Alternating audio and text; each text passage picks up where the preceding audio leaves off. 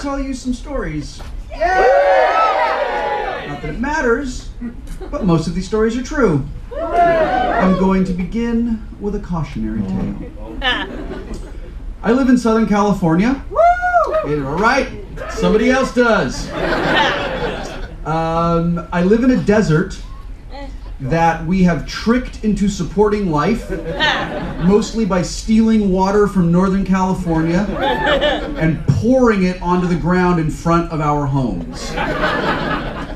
A number of years ago, I got really tired of taking care of my lawn, so I just stopped. I figured I'm going to begin living the life of an eccentric weirdo in my 30s. I had all the Kleenex boxes fit to my feet. It was great. I was ready to go. I couldn't even smell the urine in my house anymore.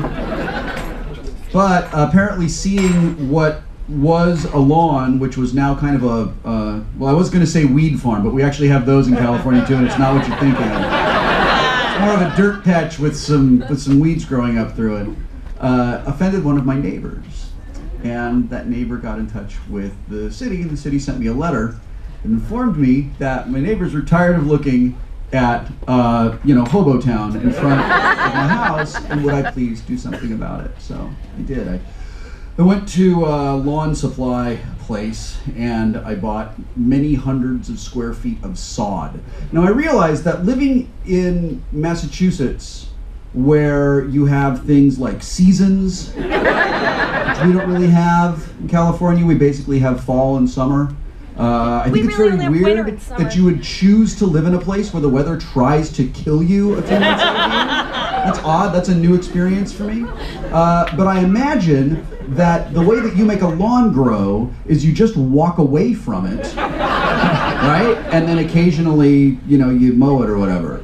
But it's a fucking pain in the ass in LA to get it to survive. So rather than plant seeds and deal with that, I went and bought sod, which is kind of like having it's like hair plugs for a lawn. It's like I basically just put a big giant grass toupee over the dirt that was in the front of my house, and it was great. And I put it all down. My friends came and helped me, and we rolled out all these strips of sod, and we put it all down. And I got really attached to it, and I really cared about it. And I was like, "Oh, you beautiful little." I get down on the, I'm like combing it, right? I had in my head that I was gonna eventually, sort of mow it like a baseball diamond or something like that. I got down on it, telling it like, "Okay, I just want you to put your little roots down into the dirt and become one with the earth again. And then your little green stalks of grass reach for the sky, and I will come through and I will murder the top half of you every Sunday, whether I want to or not. But just keep growing, because I'm going to just keep cutting you down. And you're going to be the middle class, and I'm going to be the rich people, just cutting your heads off every time you turn around." And I looked back. I was very satisfied with what I had created. I went to bed. The next morning I came out. My beautiful lawn was all these series of fucking rolled up pieces of sod everywhere, all over the place. No pattern to it, just rolled up everywhere, like just someone had just come along and had just gone like, "Well, this looks like someone spent a lot of time working on it. I should roll half of it up." So I rolled the stuff back out, tamped it down, had a talk with the grass. Came back the next morning, same thing. So where we live, there's a lot of wildlife. And I figured, well, this looks like something that some asshole animal is doing. So I should go find out from someone who's lived in the neighborhood for a long time what this exactly means. So I went across the street and I asked one of my old neighbors. And by old, I mean he is old. Not old as in he no longer lives there. And I said to him, so what's the deal with with this? Do you have any idea what this could be? And he goes, "Oh, it's probably the skunks. The skunks come out at night and they pull back. They love it when the sod is out, because basically it's like just popping the lid off of like a ramen cup, because there's all these grubs down in the grass, like in the soil, and they just roll it back and they eat the grubs and they leave, because the skunks are fucking dicks and they can't be bothered to like clean up after themselves. Skunks are basically the teenagers and roommates of the animal kingdom. And I said, well, what do I do? How do I make them go away? And he said, well, you can go to the store and get some red pepper flakes like you put on pizza, and then just spread them around the edge of your lawn. And that will make that'll make a little barrier, and skunks don't like the way that smells, so they won't go across it. Okay, great, this is gonna be fantastic. I love red pepper flakes. I love spicy food. It is not possible for food to be too spicy for me. That's not entirely true. But I really love food that is incredibly spicy. I put pepper flakes and hot sauce and peppers on just about everything I eat. Every time I shit, it comes out cosplaying as Wolverine. Just with the claws straight out.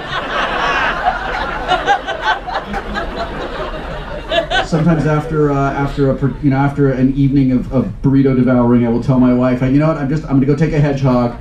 I'll be back when I'm done.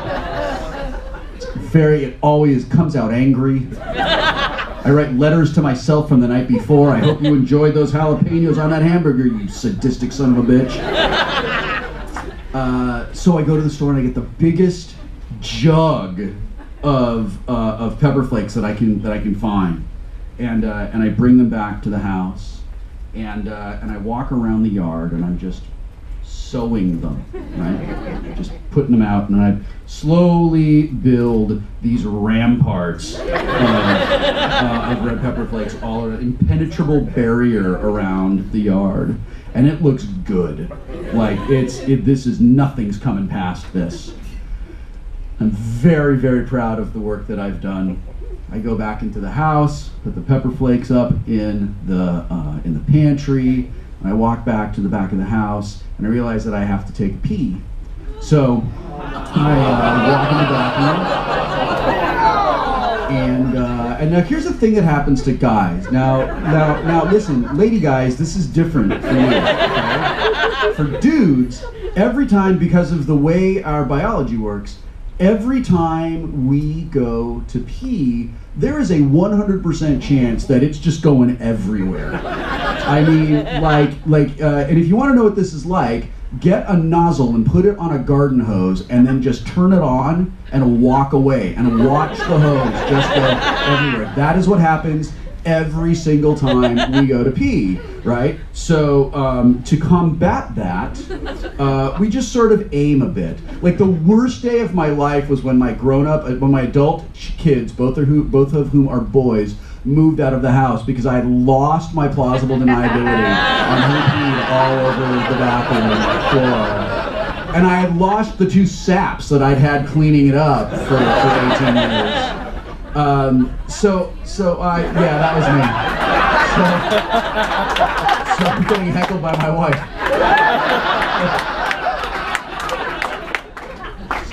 It's my Plastic Ono cover band.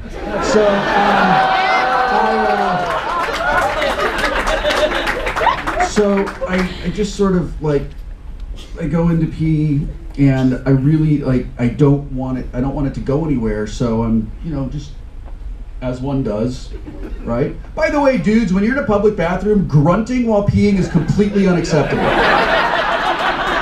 We had a meeting, and we decided that that's not okay. It happened to me earlier tonight, so I got the memo. So, I'm peeing, and I finish, I'm done. Zip up my pants, I go to wash my hands, because you should always wash your hands.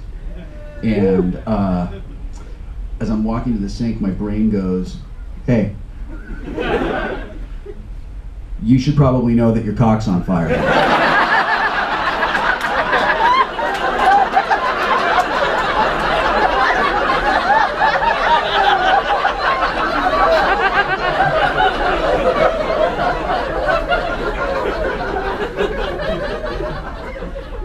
No, it's not.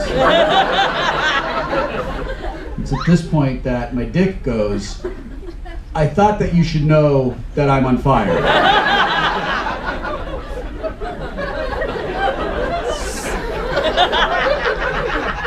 And it is this time that both signals land in that part of the brain where I go, oh fuck, my cock's on fire! So, I completely panic. I'm running around, like just basically running in a circle around the bathroom, like, what do I do? What do I do? What do I do? I should take my clothes off! So I take my clothes off, and I continue to run around. It's not helping. I'm like, stop, drop, and roll, dick, roll. Got it! So I'm rolling, writhing around on the rug. I'm giving myself rug burns. It does no good. And then I remember I was at the Indian restaurant and I ordered the 5 on the hot scale because I can do that, not. And I set my mouth on fire, and what was very helpful was drinking a glass of milk because it neutralized some of the capsaicin and it reduced the Scoville units to something a bit more reasonable. So I remember this. Milk! Milk! I'm naked. I run naked through the house, into the living room, into the kitchen, and in front of, and I'm doing this, and I open up the refrigerator, I pull out the milk, and I go to the cabinet, and I grab a cup, and I pour the milk into the cup, and I put the milk on the counter, and I put my dick in the cup of milk, and it's not, and I just leave it there. I'm like, okay, milk, go, do your thing. Go ahead, I'm gonna be here. I got it, it's fine. And the milk it's not working, so okay, maybe I need to move it around. I could just move it around a little bit. And I could just, let me just move it here, let me try, maybe I need to move it a little faster. This is when my wife walks into the kitchen and sees me fucking our son's happy face cut.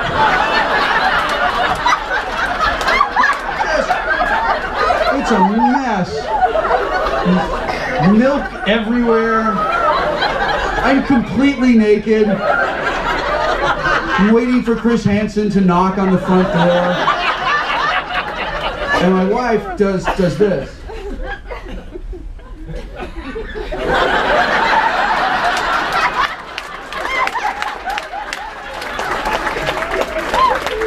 Because we've been married for a long time, and that is not the strangest thing she's ever seen happen, involving me and being naked in the kitchen.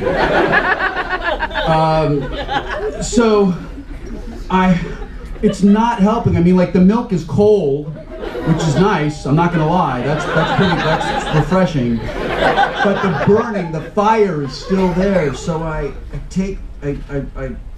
disengage from the act of mug coitus. And now I am standing in the kitchen with just the last little sad remnants of milk just dripping off me onto the floor, kind of puddling up underneath me, fiery dick in, like, really still being on fire. And in my hand, I am now holding a cup of spicy dick milk.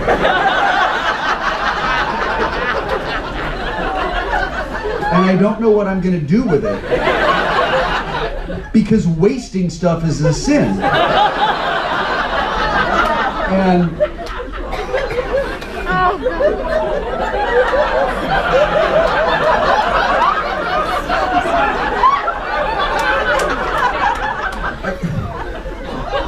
when I grew up, if there was any food left, right, my mom was one of those, there's starving children people, and I was like, well, pack it up and send it to them. I knew that I had raised my sons right when my adult son Ryan, who just recently turned 24, and his brother Nolan just recently turned 22, they came home to visit, so we all went out for beers. And we were at the bar, and Nolan just doesn't drink, but Ryan and I drink like writers, because we are.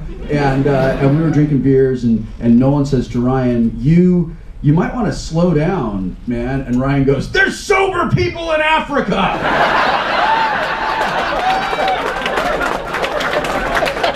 So I knew that I had raised him correctly.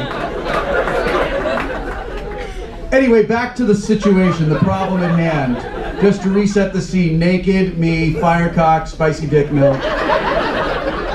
Moral dilemma. I could put it back in the fridge. Anne's not gonna drink it because she's lactose intolerant. Because in my mind, that's the only reason she's not gonna drink it.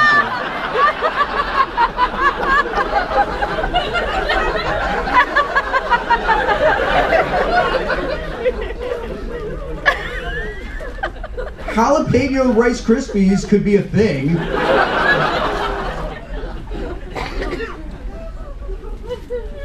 Now I'm in a standoff with the cup of spicy dick milk.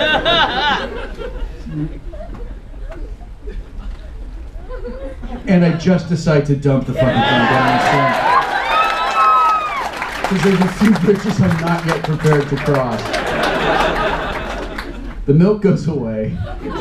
The cup goes in the sink. My son heard this story for the very first time a few months ago, and he was like, "You fucked my cup?" And I'm like, "Well, you weren't using it. I put it in the dishwasher and it was done."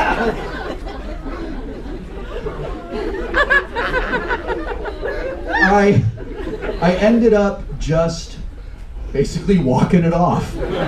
Walking around the house, milk trail coming behind me. And eventually the heat subsided and I went into our bedroom to tell my wife that I had, sort of triumphed. And she was like, you keep that fucking thing away from me.